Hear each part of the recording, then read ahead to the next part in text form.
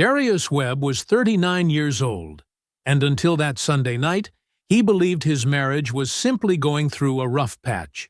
He was a senior project manager, the kind of man who showed up early, stayed late, and quietly built everything around him, including the house his wife Kenya had lived in for 11 years, without ever once asking how the mortgage got paid. When Kenya left for her girls' trip to Cancun, Darius helped carry her bags to the car. He trusted her completely. That was his only mistake, because 5 days into that trip, his best friend mentioned running into one of Kenya's travel group at a grocery store in Atlanta, while Kenya was supposedly on the beach. That night, Darius opened their shared calendar, the one they'd kept for 8 years, and found a recurring appointment stretching back 26 months, tagged to a residential address in Buckhead that did not belong to her studio. It belonged to her business partner. Kenya had no idea what kind of man she'd spent 11 years underestimating. She was about to find out. Before we dive in, comment where you're watching from today. And if stories like this speak to you, hit subscribe, because tomorrow's story is even more intense. The coffee maker hissed and sputtered the way it always did on cold mornings, pushing the first dark stream into the pot. Darius Webb stood at the counter and watched it drip. He did this every morning. Stood here, waited, let the smell fill the kitchen before he poured a single cup. It was a small thing, but small things were how he started. The kitchen was his favorite room in the house, not because it was fancy. It wasn't. Not in the way Kenya had always wanted it to be, but because he had built it. 3 years ago, he had scoped the renovation himself, drawn up the plan on graph paper at this same counter, managed every contractor the way he managed his projects at work. Timeline, budget, no surprises. He had picked the countertops, a dark gray granite with a faint silver vein running through it, and Kenya had said they were too plain. He had installed the cabinet hardware himself on a Saturday afternoon, with a level and a drill and a podcast playing through his phone speaker. The hardware was brushed nickel. Simple. Clean. He poured his coffee and looked out the window above the sink. The backyard caught the early light in a way that still got him, even after 11 years. The patio was the first thing you saw, a wide, flat stretch of concrete bordered by dark stone pavers that he and his best friend Leon had poured on a July weekend 3 summers back. It had been 94 degrees. They had argued about the mixing ratio. They had gotten it right eventually, working until past dark, and then sat on overturned buckets drinking cold water and looking at what they'd made. Leon had said, "Man, we actually did that." Darius had nodded slowly, the way he nodded when something matched the picture he had carried in his head. That patio was his, in a way that very little else was. He took his coffee to the ironing board and began pressing his shirt for work. This was his rhythm. Coffee, iron, out the door. He did not vary it. At the office, people joked about how calm he was, the kind of calm that made newer employees nervous until they understood it. Darius was the person you called when a project was already on fire.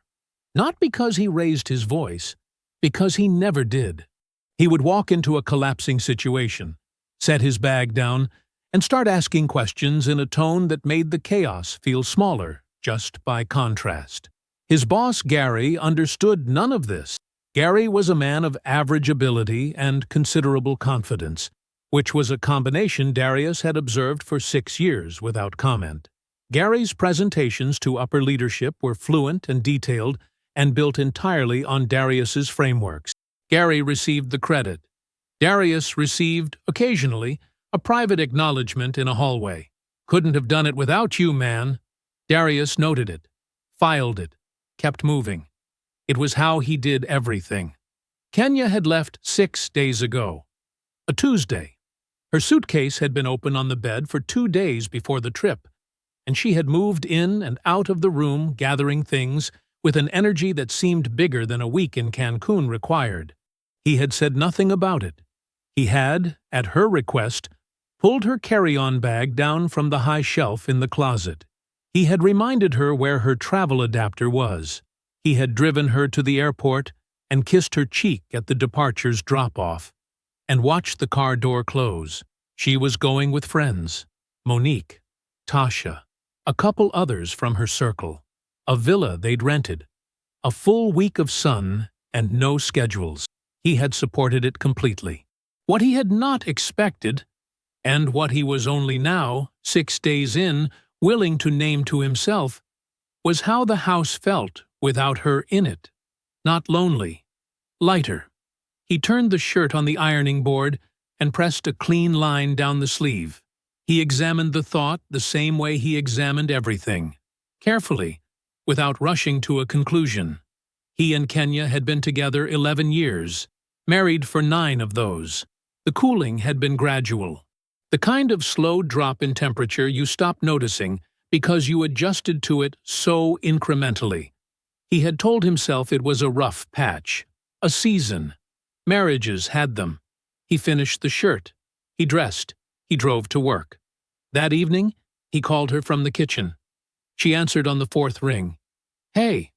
Her voice had a distracted quality, slightly distant, the way voices get when the mind is somewhere else entirely.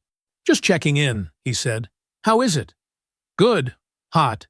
A pause that lasted just a beat too long. "The connection out here is bad. I'm kind of tired, honestly." "Okay," he said. "Get some rest. I'll call you tomorrow," she said. "All right?" The line went quiet. He set the phone on the counter and stood there for a moment in the kitchen he had built, in the house he had assembled piece by piece over 11 years, listening to the particular silence that Kenya's voice had just left behind. She did not call the next day, or the day after. The text came on a Thursday morning while Darius was eating breakfast. He was sitting at the kitchen table with a bowl of oatmeal and his phone face up beside it. A habit Kenya had always hated. Can we just eat without the phone on the table? He had accommodated it when she was home. She was not home. The notification lit up the screen. "Hey, so the girls want to stay 2 more weeks. Already worked out the villa extension. I know it's a lot, but this has been really good for me. We'll explain everything when I'm back." "Don't worry." Darius set his spoon down. He read the text once, then again, then a 3rd time, not because the words were unclear, but because he was doing what he always did, reading past the surface of a thing, looking for the load-bearing structure underneath. "The girls want to stay. Already worked out the villa extension. We'll explain everything when I'm back." He picked up the phone and called her. Voicemail.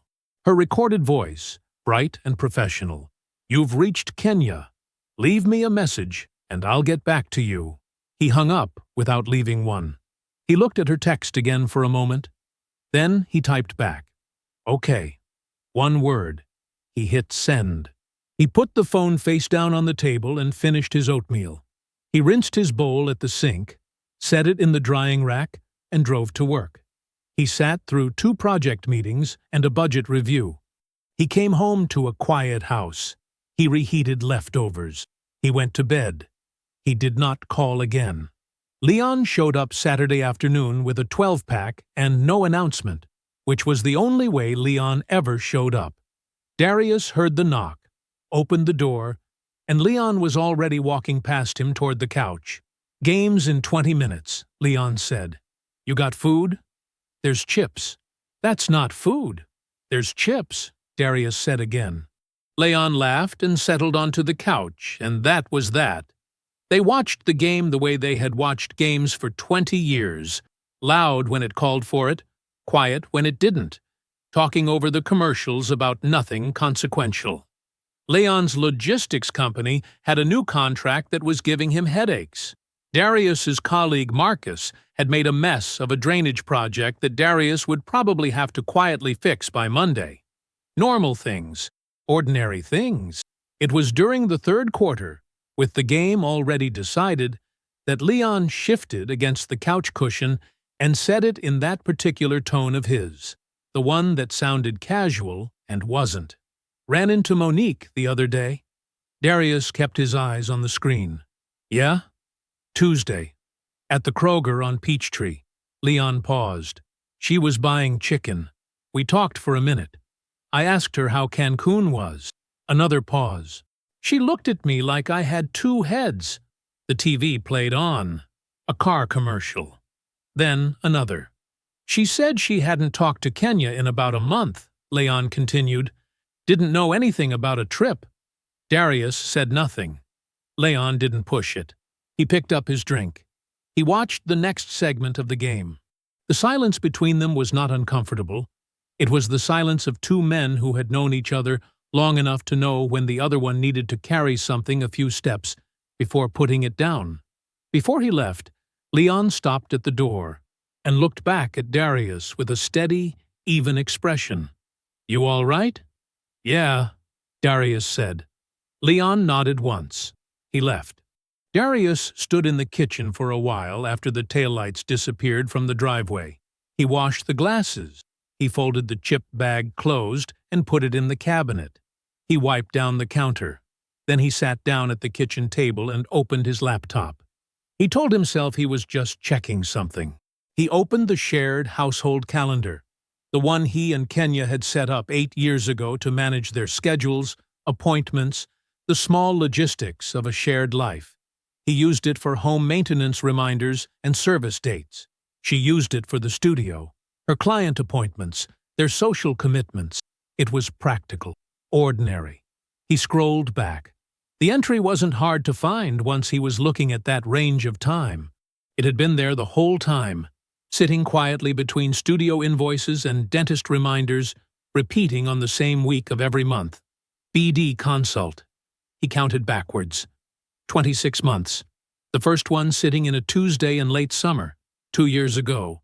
And then again the next month. And the month after that, arriving like clockwork. Never canceled. Never rescheduled. Business development. That was what he had always assumed, on the rare occasions he'd even noticed it. Studio work. She kept her professional calendar here alongside the household one. It had never once seemed worth a second look. He looked now. The location tag was attached. They had enabled it years ago to help coordinate pickups and drop-offs. He had forgotten about it entirely. The address was not the studio. It was a residential address. Buckhead. Darius stared at it. The street name. The number. Clean and specific on the white screen. Quiet as everything else in the house. He closed the laptop. He turned off the kitchen light and went to bed. He did not sleep. He searched the address the next morning. It took less than 4 minutes. Brett Calloway, 41 years old, co-owner and silent financial backer of Skin and Studio, the boutique skincare business Kenya had built from the ground up and then, 3 years ago, brought in a partner to help scale.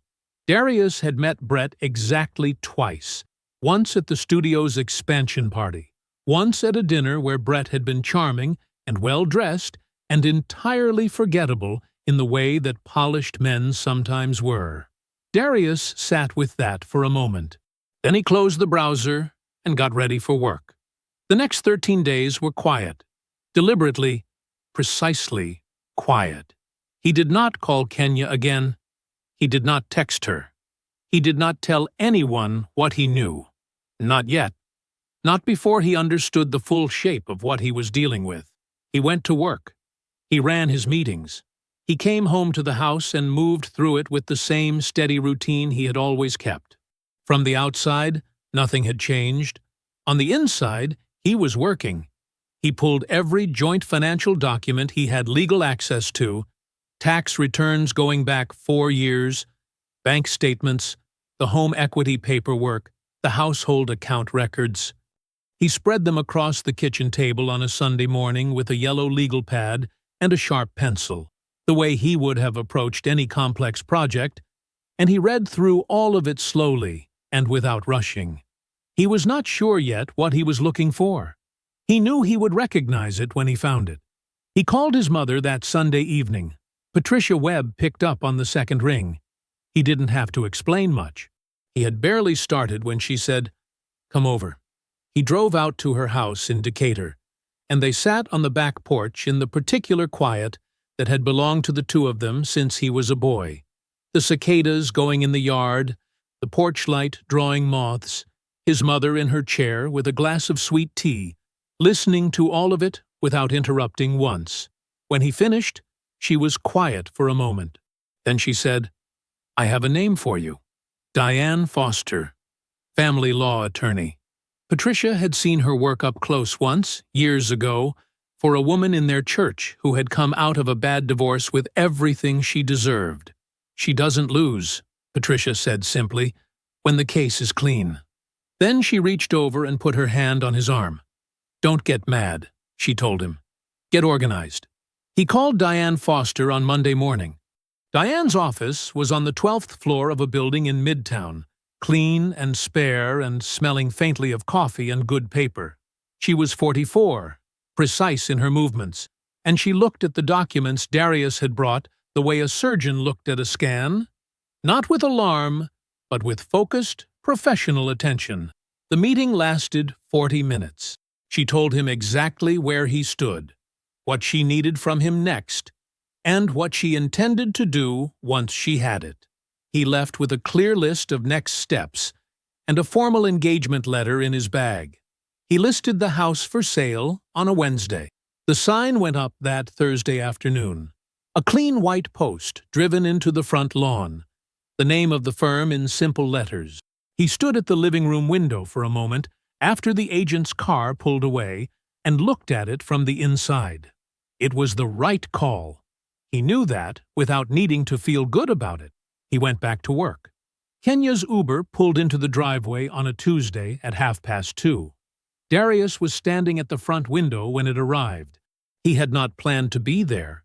He had been walking through the living room when he heard the car turn in, but he stayed still and watched. She saw the sign from the window before the car fully stopped. He could see it on her face.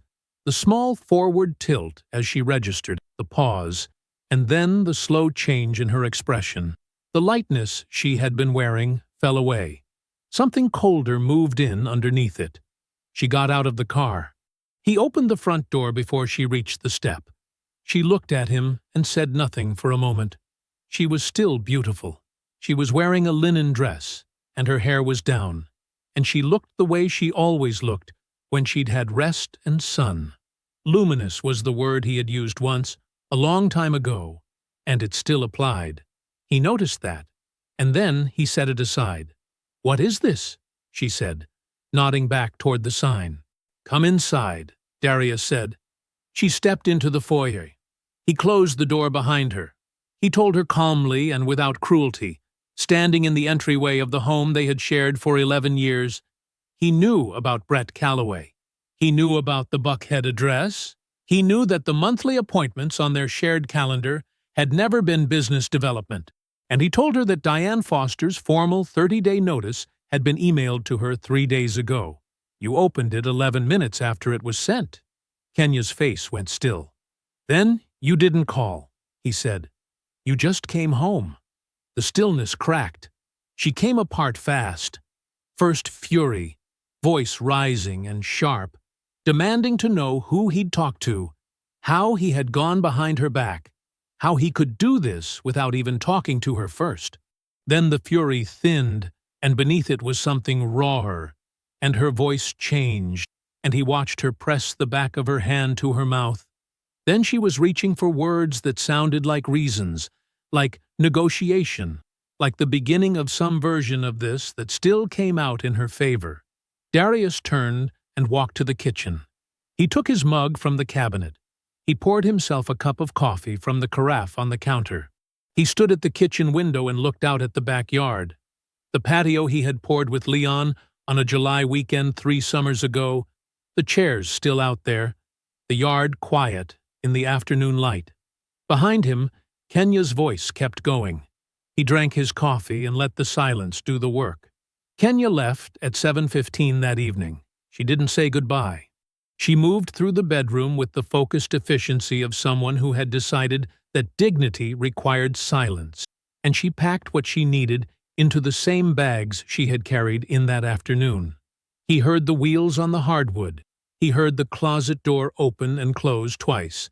He stayed in the kitchen. When she came down the stairs, she stopped in the doorway. He was sitting at the kitchen table with his hands around his coffee mug. The table clear, the room quiet. "I'll be at the Marriott on Peachtree," she said, "in case you need to reach me. Diane will handle communication going forward," he said. "Her contact information is in the email you already opened." Kenya stood there for another moment. He did not fill the silence for her. Then she left. He listened to the front door close. He heard her car, the one in the garage, the one whose insurance he paid, back out of the driveway. He sat still until the sound of the engine faded completely. Then the house was quiet. Entirely, completely quiet. And it was his. He sat at that table for a long time without moving. Not numb, not relieved. Just present, in a house that had stopped pretending to be something it wasn't, and letting himself feel the full and particular weight of that. He thought about the kitchen renovation, the weekend he and Leon had spent demolishing the old tile counters, and the way his shoulders had ached for 3 days after. He thought about the first dinner he and Kenya had cooked in this kitchen after the renovation was done. She had been genuinely happy that night. He believed that. And he let himself believe it still, without letting it move him off what he now knew. He went to bed at 10. He slept. He was in Diane's office by 8:30 the next morning. He had prepared the documentation the same way he prepared anything important. Organized by category, labeled clearly, nothing out of order and nothing missing. 4 years of tax returns, joint account statements sorted by month, the home equity paperwork, business incorporation documents he had requested copies of 3 years ago when Kenya first brought Brett into the studio, and Darius had, quietly, out of habit, read everything he signed. Diane went through it without hurrying. She was thorough in a way that was almost physical. She turned pages with focus, paused in specific places, made small marks in pencil on a yellow legal pad. She did not narrate as she read. She simply worked. Darius sat across from her and waited. He had brought coffee from the place downstairs. Hers sat untouched at the corner of the desk. After 22 minutes, she set down her pencil. "Okay," she said. She leaned back slightly. "I need you to understand that what I'm going to walk you through is worse than you think it is." "Tell me," Darius said. She started with the joint account deposits. Over the past 14 months, Kenya had been quietly reducing her monthly contribution to their household account. Not by a dramatic amount. Never enough in any single month to raise an alarm. $40 less, 1 month, 60 the next. Sometimes it held steady.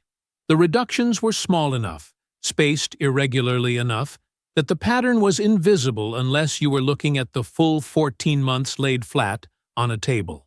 Diane laid the statements flat on the table. The pattern was clear. The money that had stopped coming into the joint account had gone somewhere. Diane showed him where. A personal savings account opened in Kenya's name alone, 18 months ago, at a bank different from the one they shared. The deposits tracked almost exactly. The money wasn't disappearing, it was being redirected, quietly, consistently, for over a year. Darius looked at the statements. He kept his face still. "There's more," Diane said. The home equity line had been opened 7 months ago.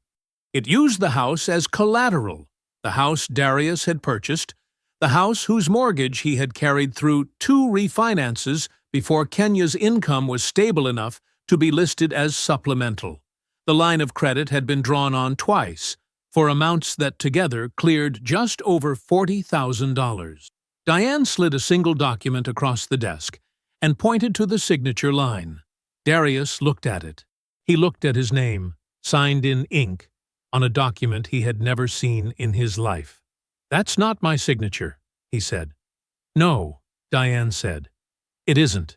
She said it without inflection, without drama, the way you stated a thing that had already been verified and no longer required emotion. She let him sit with it for a moment before she continued. The studio ownership restructure was the third layer. Over the same 14-month window, Kenya had made changes to how her stake in the business was legally held. Changes that, on paper, moved a meaningful portion of the studio's value into a structure that would be difficult to classify as a marital asset. The business had been performing. The restructure was designed to make sure that performance was invisible ahead of a divorce settlement.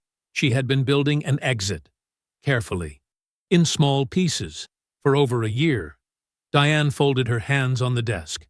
She was halfway out the door, she said, before you knew there was a door. Darius was quiet for a moment. He looked at the documents spread across the desk. He thought about 14 months of ordinary evenings, dinner, television, Saturday mornings, the whole ongoing texture of a life that had apparently been operating on 2 tracks simultaneously, only one of which he could see. He picked up his coffee.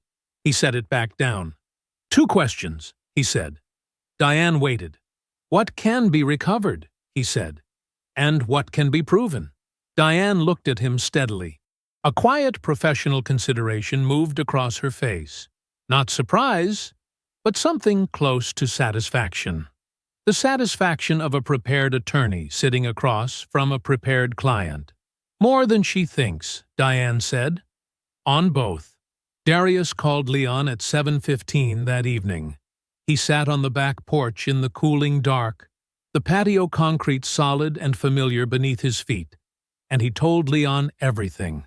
The redirected deposits, the savings account Kenya had been quietly filling for 18 months at a separate bank, the home equity line, the forged signature on a document he had never touched. Leon didn't say a word, not once. He just listened, and Darius could feel that silence on the other end of the line the way you feel a hand on your shoulder, steady, present, holding weight. When Darius finished, there was a short pause. Okay, Leon said. Tell me what you need. That was it. No outrage. No I told you so. No long speech about Kenya or what kind of person would do something like this. Just 4 words, direct and clean, aimed entirely at what came next. That was Leon. Had been Leon since they were 22 years old, and it was the same now. Darius told him what he needed. Leon spent 4 days pulling threads. He had a contact, a man named Curtis, who handled commercial property research for 3 different real estate law firms in the metro area, who could access business filing histories, property records, and registered agent documents with the kind of quiet efficiency that never required a subpoena. Leon called in a favor. Curtis went to work. What came back changed the shape of everything.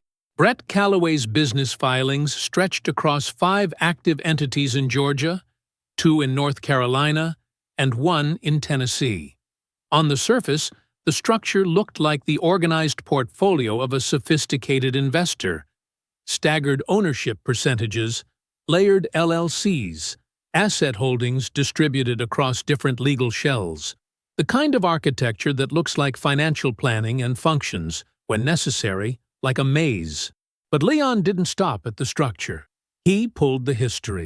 3 years ago, a woman named Audra Simmons had filed a civil lawsuit against Brett in Mecklenburg County, North Carolina. The suit alleged asset misappropriation inside a shared business, a boutique commercial cleaning company she had built, and Brett had come in to capitalize. The claim was specific.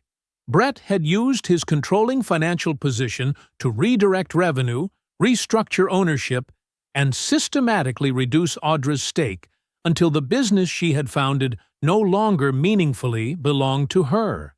The suit had settled, quickly and quietly, the way things settle when one party has resources and the other is exhausted. The terms were sealed. There was something else.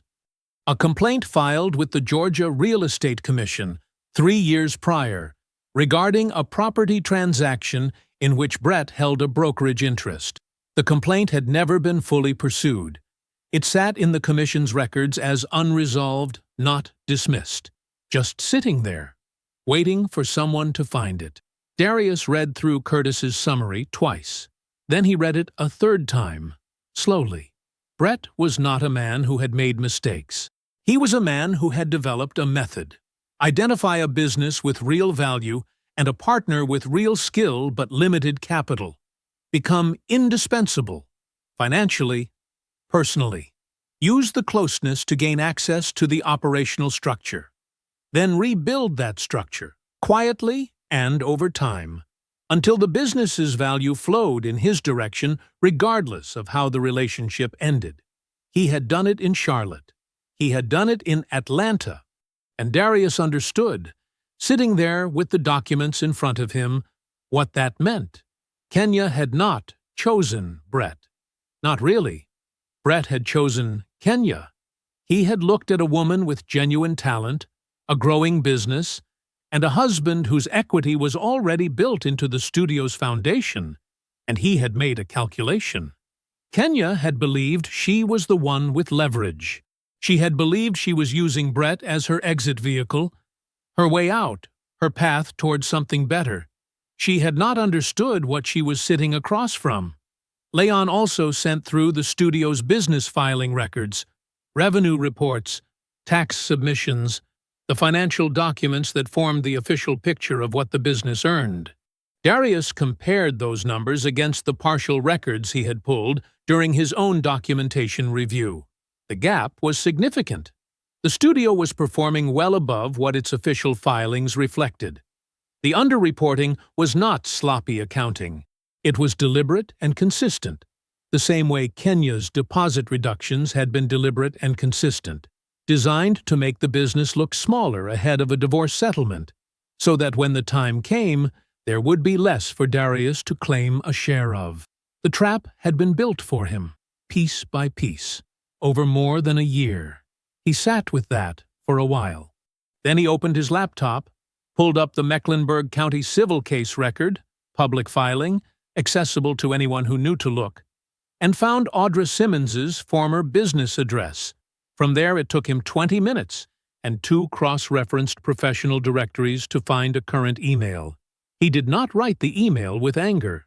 He wrote it the way he wrote everything important, plainly, precisely, and without a single word that didn't need to be there. He introduced himself. He described his situation in 4 sentences. He explained that he had retained an attorney and that the case involved a business partner she might recognize. He asked simply whether she would be willing to speak with his attorney. He read it once. Then he sent it. 46 hours later, his phone rang. Number he didn't recognize. Charlotte area code. He answered on the second ring. Mr. Webb. The woman's voice was steady and unhurried, with a particular quality to it. The quality of someone who had been waiting a long time for something and was now, finally, making themselves slow down. My name is Audra Simmons. I got your email. She paused for just a moment. I've been waiting 3 years for someone to call. Diane ran the call from her office on a Thursday morning. Darius sat across from her desk in a straight-backed chair, a legal pad on his knee that he never wrote on. The speakerphone sat between them on the desk like a small, important object. Diane had a recorder running. She had explained Georgia's one-party consent law to Darius the day before, plainly and without drama, and a fresh legal pad of her own, pen already uncapped. Audra Simmons called in at exactly 9 o'clock. Ms. Simmons, Diane said, thank you for making time. I want to be straightforward with you. This call is being recorded for documentation purposes in an ongoing case. You're under no legal obligation to participate, and you may stop at any time. Do you understand and consent to proceed? Yes. Audra's voice was the same as it had been on the phone with Darius, measured, unhurried, a woman who had learned not to rush. I understand. Then let's start simply. Tell me about Brett Calloway. A short pause, not hesitation. More like someone deciding where to begin a story they have told themselves many times, but never out loud. Not officially. Not with someone writing it down. He came in looking like a solution, Audra said. That's the first thing you need to understand. My business was real. I had built something, not huge, but solid, profitable, growing. I just didn't have the capital to take it where I could see it going. And Brett had capital. He had connections. He had this way of making you feel like he saw exactly what you saw, like he understood the thing you'd built better than anyone you'd ever pitched to.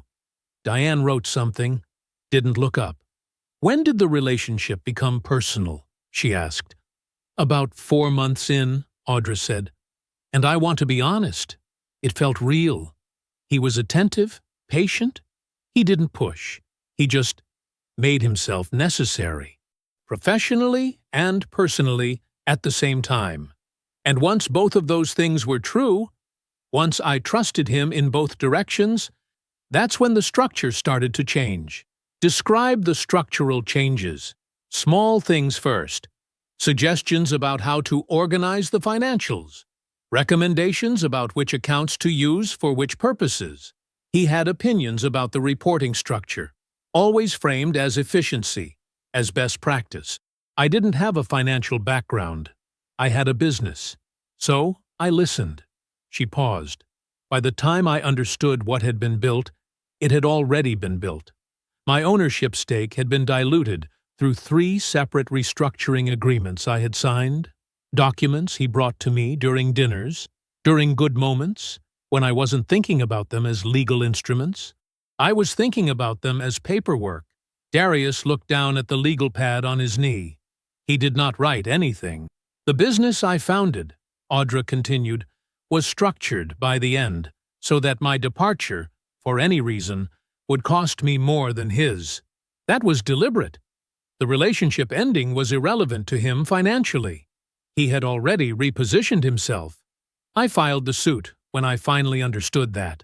He settled because it was cheaper than discovery. Diane asked 3 more questions, specific, procedural, aimed at dates and document types, and the name of Brett's attorney in the Charlotte matter. Audra answered all of them without uncertainty. She had clearly kept records. She had clearly kept them carefully, the way a person keeps things when they know that someday the keeping will matter. When the call ended, Diane clicked off the recorder and made a note on her pad. That, she said, without looking up, becomes a formal exhibit.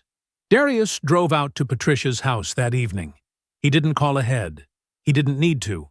The light on her back porch was on when he pulled into the driveway, the way it always seemed to be when he needed it to be.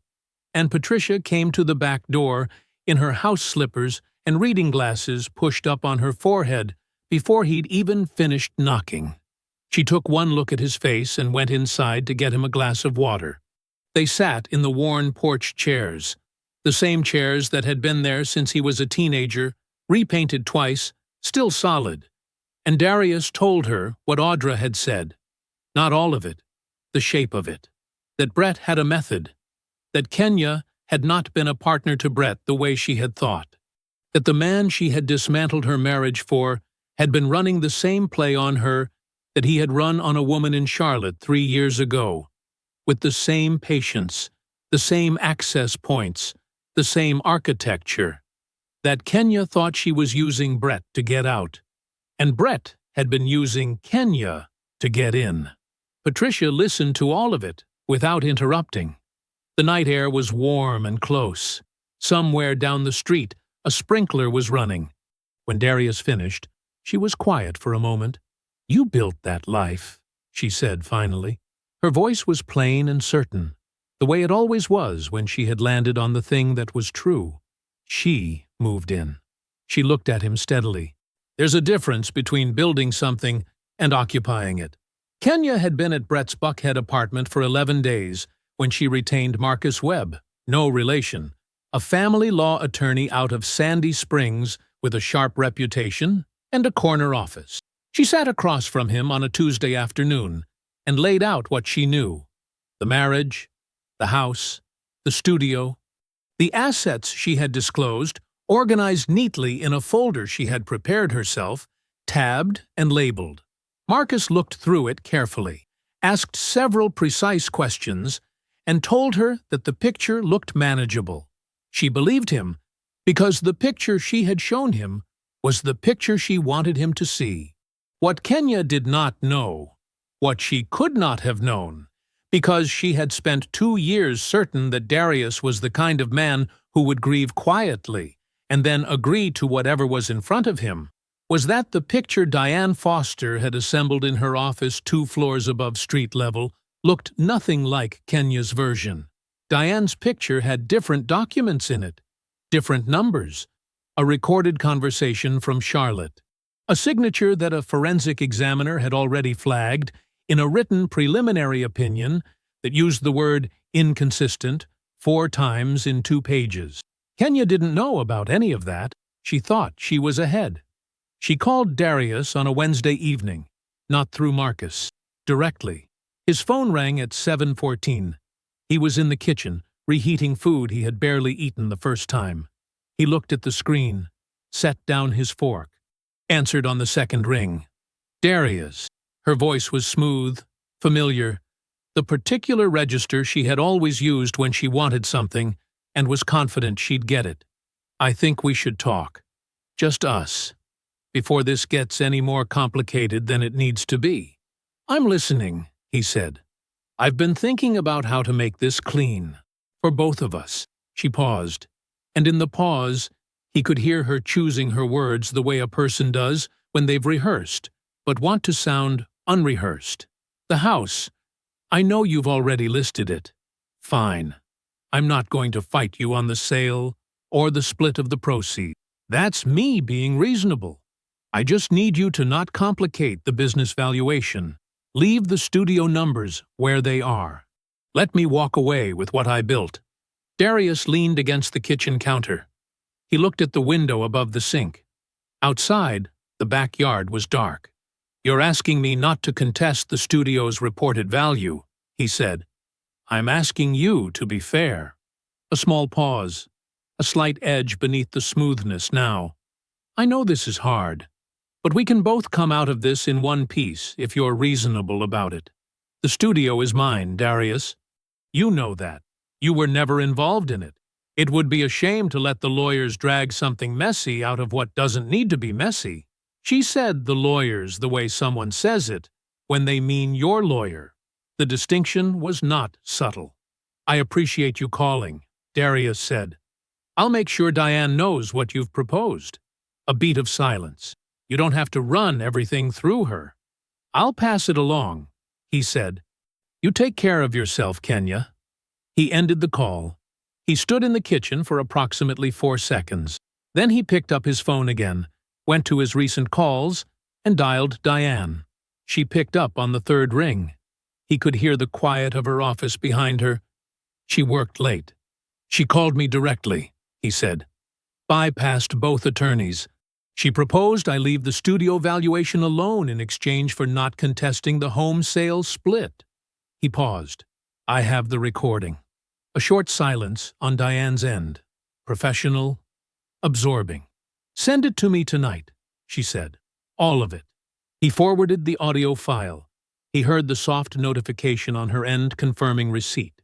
Then he heard nothing for a moment, just the particular silence of someone listening to a recording through earbuds. Once, then again. Her exact words, Darius said. Studio numbers where they are. Walk away with what she built. I heard them. Diane's voice was dry and level, and completely without surprise. The reported valuation she just referenced in that call is 31% below the number our analysis established. Her own words put her in direct contradiction with her filed disclosures. Another pause. She just handed us the thread. What Kenya did not know, could not yet know, was that somewhere across the city, in an office building near Peachtree, a different attorney was having a different kind of conversation. Brett Calloway sat across from his lawyer, a man named Hartwell, and listened as Hartwell explained, with careful professional language, that the legal posture of the studio situation had shifted, that the cleanest path forward involved making clear that Brett's role in the studio's financial structure had been primarily administrative, that Kenya, as the licensed operator and day-to-day principal, bore the primary responsibility for the accuracy of the business's financial reporting. Brett said very little during this conversation. He was already calculating. The 14th floor of Diane's building smelled like recycled air and fresh ink.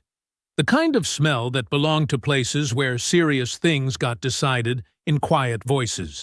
Darius stepped off the elevator at 9:47 in the morning. He wore a charcoal suit he had pressed the night before. No tie. He had considered one and decided against it. He wanted to look like a man who was comfortable, not a man who was trying. Diane was already in the hallway, a leather folder under one arm. She looked him over once, a quick, professional check, and gave a single nod. "They're already inside," she said. "Both of them?" "Kenya and Marcus Webb." She paused, just briefly. "Brett is not here." Darius said nothing. He absorbed it and kept walking. The conference room was long and narrow, with a wall of windows on one side that let in a flat gray morning light. A mahogany table ran the length of it. Water glasses had been set at each seat. A credenza along the far wall held a coffee service that no one had touched. Kenya was seated on the far side of the table, Marcus to her left. She was dressed sharply, a structured blazer, her hair pulled back clean. She looked composed, the way a person looks composed when composure is something they are actively maintaining. There were faint shadows under her eyes that her foundation had not entirely covered. She looked up when Darius entered. Their eyes met for 1 second. Then both of them looked away. Marcus Webb was already organizing papers. He glanced up, nodded at Diane with the professional neutrality of opposing counsel. He did not look at the empty chairs on his side of the table. But the empty chairs were there. 3 seats had been arranged on Kenya's side of the table. Only 2 were occupied. No one mentioned Brett. No one asked. The absence sat in the room like a 5th person, and everyone understood it and said nothing about it. Diane opened her folder and placed 4 documents on the table, face down in a neat row. She did not rush. She did not perform. She simply began. The first document she turned over was the forensic examiner's written opinion on the home equity line of credit. She walked the room through it with flat, specific language. The signature on the application did not match Darius Webb's known signature samples. The examiner had used the word inconsistent 4 times. A civil fraud finding was the minimum exposure. She set a second page beside it, a letter from the county district attorney's office acknowledging receipt of the matter for preliminary review. Kenya's eyes moved to the document, then away. The second document was the independent financial analysis of the studio's actual revenue, the real numbers, the ones that reflected what the business had actually earned across 22 months, not the numbers Kenya's filings had reported. The difference between the 2 figures was sitting right there in black and white. Diane let Marcus Webb read the full page before she continued. The third item was not a document. It was a small digital recorder, which Diane placed in the center of the table and pressed play without preamble. Kenya's voice filled the room. "The studio is mine, Darius. You know that. It would be a shame to let the lawyers drag something messy out of what doesn't need to be messy." Diane stopped the recording at precisely the moment Kenya had referenced the studio's value by implication. She then set the page of Kenya's filed disclosures beside it. The room was very quiet. The 4th document was Audra Simmons's formal statement. 7 pages. Diane did not read it aloud. She slid a copy across to Marcus and let him read the first page in silence. His expression did not change, but his pace slowed. He turned to the second page, then the third. "I'd like to request a brief recess," Marcus said. His voice was still professional. Careful. The voice of a man who had seen the board shift and was not yet ready to say so out loud. 30 minutes, Diane said. They came back in 28. What followed was not a negotiation. It was an adjustment. Marcus proposed terms. Diane responded. And the movement was entirely in one direction. Kenya did not speak. She sat with her hands folded on the table and her eyes forward, and let her attorney do the work that was left to do. The full home sale proceeds to Darius. All three of the strong offers already received were above asking. A financial recovery judgment tied directly to the fraudulent equity line, clawing back the value that had been moved without his knowledge or consent. A complete severance from any liability related to the studio's financial irregularities. Clean. Absolute. Whatever came next for that business, and for the man whose name was nowhere in this room today, was not Darius's problem. Marcus signed where Diane indicated. Kenya signed below him without looking up. Diane stepped out to make a copy. Marcus followed a moment later to take a call. The room emptied of everyone except the two people who had once shared a kitchen, a bed, and 11 years of ordinary mornings. Kenya's hands were still on the table. She looked down at them for a moment. When she looked up, her eyes were tired in a way that had nothing to do with sleep. "I didn't think it would go this far," she said. And for the first time in as long as Darius could remember, she sounded completely honest. He looked at her steadily, let the silence hold for one full breath. "I know," he said. "That's why it did." He didn't add anything. He didn't need to. The deposit posted at 6:14 in the morning. Darius was already awake. He had been awake for a while, lying still in the dark of the hotel room he'd been renting month to month since the house went to closing. He wasn't anxious. He wasn't waiting for anything specific. He just woke early now, the way a person does when their mind has been running hard for months and hasn't quite learned how to stop yet. He picked up his phone, opened the banking app, read the number twice. It was all there. Every dollar from the home sale, clean and settled, and sitting in an account that had only his name on it. The recovery judgment had cleared 4 days prior. The clawed-back equity value that Kenya had moved without his knowledge returned now like something that had been borrowed without asking and was finally, formally, brought back. He set the phone on the nightstand, looked at the ceiling. The financial bleeding had stopped. That was the only way he knew to frame it. Not as a victory, not as a celebration, but as the simple and concrete fact that the wound had closed. He lay there for another minute, feeling the specific quiet of a man who no longer has to brace for the next thing. Then he got up, made coffee, and went to work.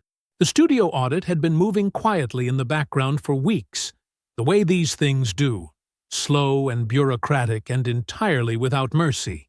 The divorce proceedings had surfaced enough financial irregularities to trigger a formal review by the state licensing board. And once the auditors were inside the book, they found what Diane had already known was there: the underreported revenue, the restructured ownership filings, the creative accounting that had seemed so careful and so safe when it was only Darius on the other side of it. The board did not move fast, but it moved. Diane, for her part, did not wait for the board to finish before she filed. The complaint she submitted to the Georgia Secretary of State's office targeted all three of Brett Calloway's active business ventures in the state. It was not a complaint about a messy divorce or disputed assets. It was a documented, evidenced, formally structured allegation of a pattern. The same pattern, run across multiple partners, across multiple years, refined each time until it met Darius Webb and stopped being refinable. 3 weeks later, Audra Simmons's attorney filed a parallel complaint in North Carolina. The North Carolina filing referenced the Georgia matter by name.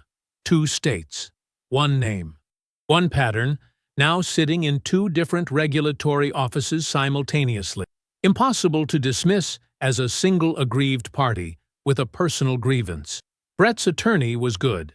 Darius had no doubt about that. But there was a specific kind of legal problem that no attorney, regardless of how good, could fully manage.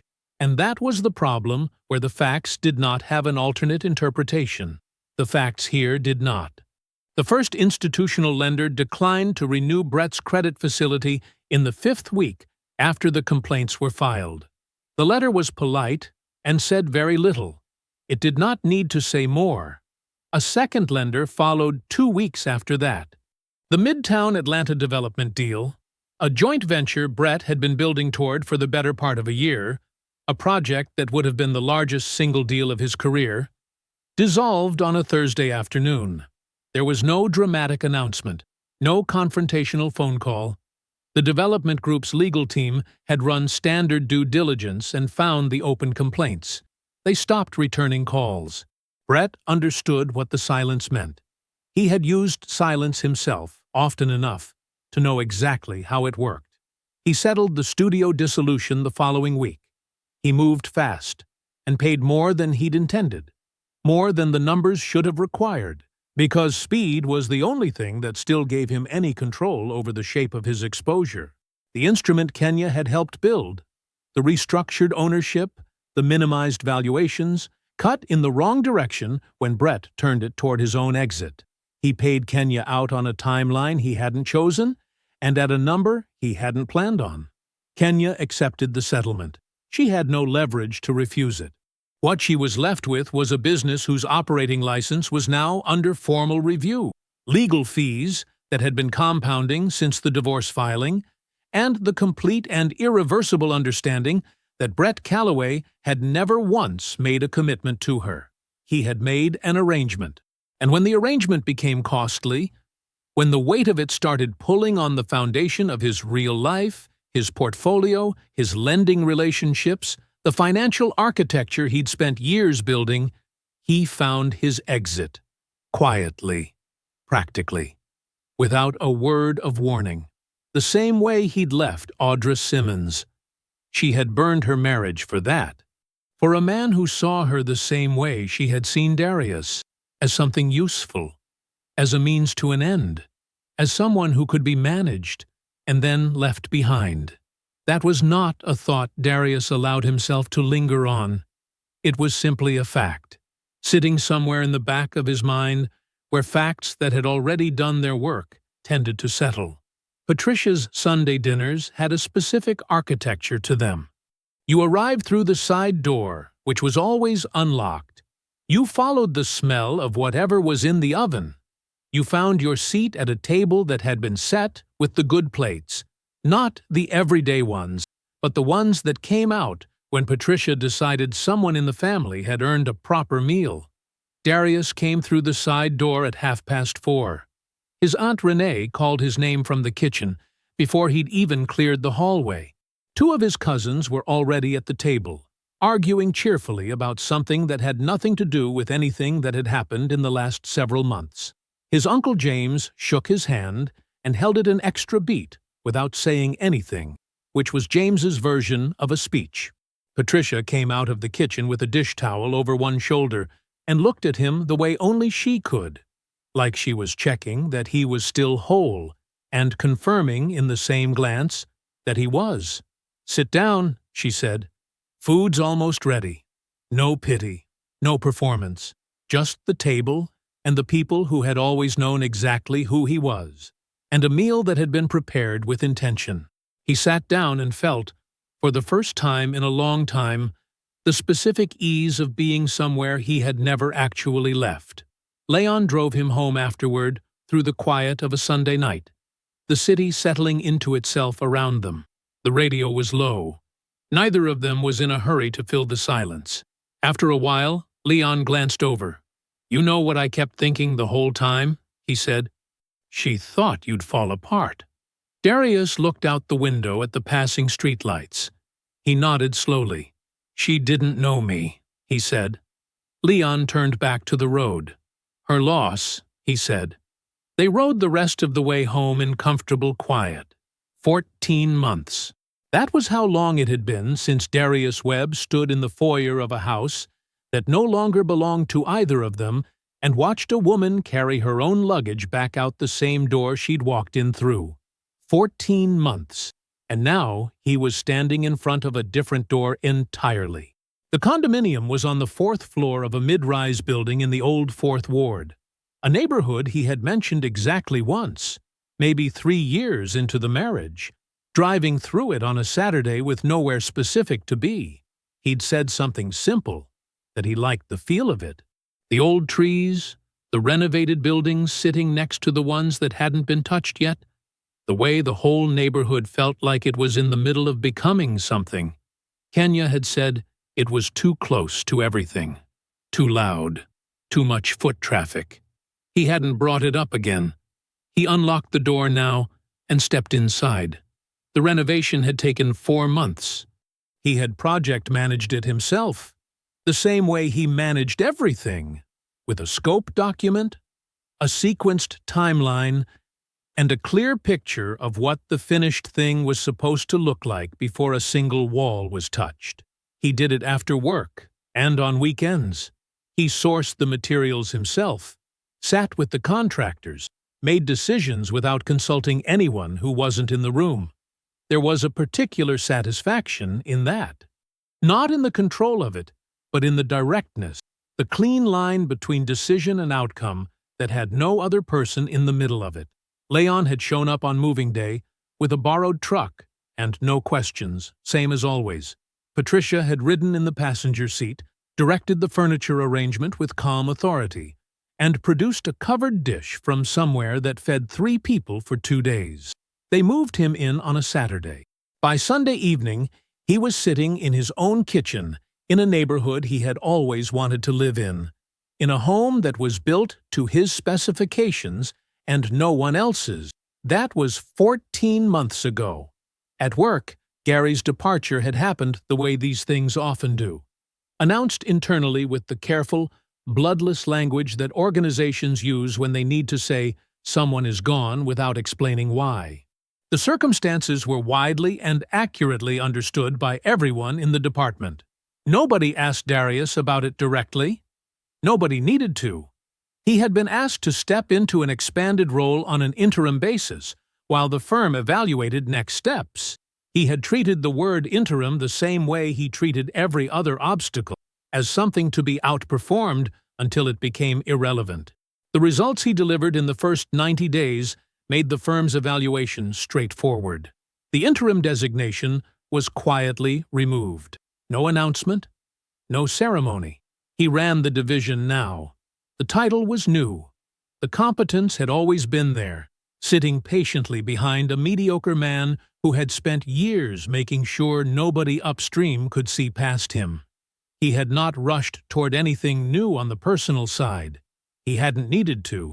What he had found, in the 14 months of building and working and sitting in his own space at the end of his own days, was something he hadn't had language for when he was living inside his marriage. It was the sound of his own life. Not silence, exactly. The building had its own sounds, the neighborhood had its own sounds. Leon called twice a week, and Patricia expected him for dinner most Sundays. But beneath all of that was a specific frequency that belonged only to him, his own rhythm, his own pace, the quiet of mornings that no one else had a claim on. He had spent time learning that sound, getting comfortable inside it, understanding that it wasn't emptiness, it was just his. The news about the studio came from a former colleague, a woman named Cheryl, who worked adjacent to the licensing board and mentioned it the way people mention things they assume you already know. The studio's operating license had been formally suspended, pending resolution of the audit findings. Not under review anymore, suspended. Cheryl said it matter-of-factly, and moved on to something else. Darius nodded once and moved on with her. 3 days later, Leon mentioned spotting Brett Calloway at a mediation center downtown. Not the way a man arrives somewhere with confidence, not with an assistant, not with the easy posture of someone whose money is still working for him. Waiting. The way people wait when the room they're about to walk into has already decided something they don't get to control. Darius nodded at that too. He filed both pieces of information in the same internal place where he kept everything that had already been resolved. Not forgotten, just finished. Set down. No longer requiring anything from him. He poured coffee on a Wednesday morning in October, standing in the kitchen he had designed himself. The light came in at an angle he had specifically chosen when he selected the unit. East-facing, So the mornings would do this exact thing. Fill the room with something warm and unhurried before the day asked anything of him. He stood in it for a moment. Just that. Not triumphant. Not bitter. Simply free. Thank you for watching until the end. If this story meant something to you, hit subscribe and turn on notifications. I've got 2 stories on the screen that you have to watch next. Have a great day.